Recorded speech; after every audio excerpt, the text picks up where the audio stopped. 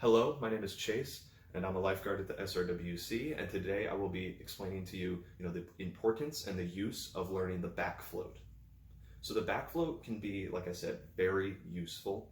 It is extremely, pertinent in survival situations. It can, of course, be used in leisure too, but the reason why I want to teach it today, and just some simple tips with it, is if you're ever, in need of conserving your energy in the water, so usually like an emergency type situation and you can't get to the shore quickly or out of the water, this is where floating becomes, very important to know.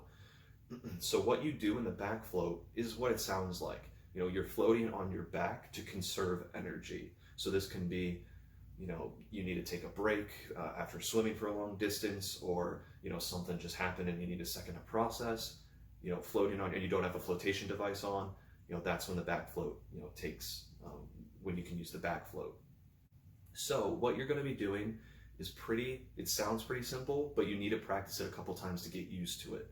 So what we're doing is essentially putting our weight, on our back. But what you want to do, there's a few tricks, physics-wise, that'll help you keep your airway out of the water, because that's the goal, is keeping your airway out of the water so that you can relax and hopefully, regain your composure and your breath.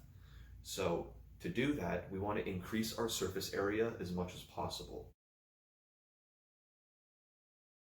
Increasing your surface area makes an object float easier on top of the water, makes it more buoyant because there's, more mass.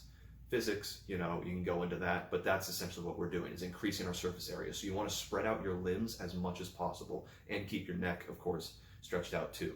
And that will help you just naturally float. Another thing you can do is inhale and try to fill your lungs up as much as possible. Now that will, this might take some practice, but of course the more air you have in your lungs, the easier it'll be to float because you have more air in your body.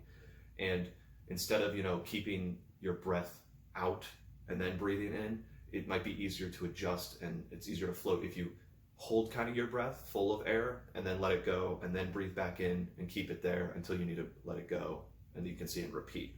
So that will help naturally keep your body more buoyant too, because it'll be more full of air than it is not full of air, like when you're doing a quick breath in and out. And the last thing to keep in mind is relax. It might be the most important thing. It can be easier said than done, but you have to relax to float effectively for a long time.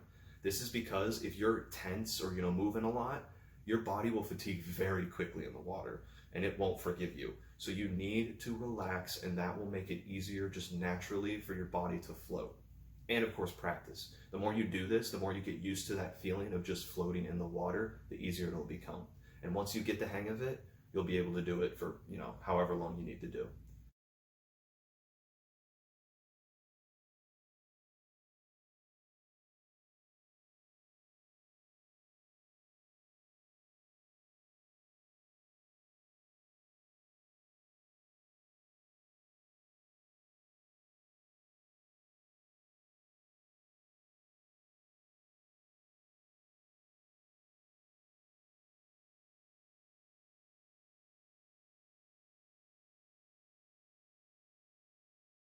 So hopefully those tips helped, and I hope you can use them to learn how to float.